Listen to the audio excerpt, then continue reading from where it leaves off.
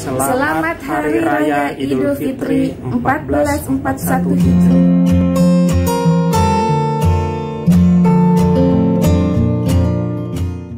Halo guys, hari ini hari Lebaran Idul Fitri.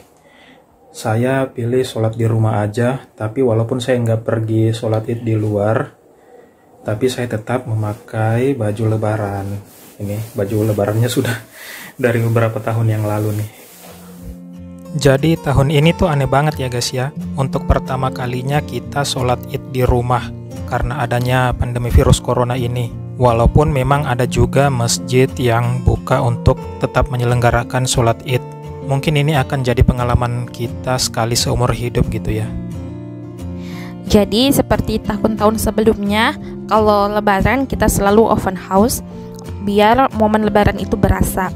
Terus kita menjamu teman-teman yang nggak bisa mudik tahun ini.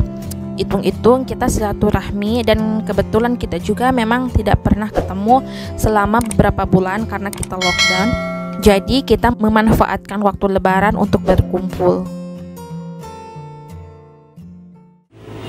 Selamat Hari Raya Idul Fitri 1441 Hijriah. Minal aidin wal faizin. Mohon maaf lahir dan batin.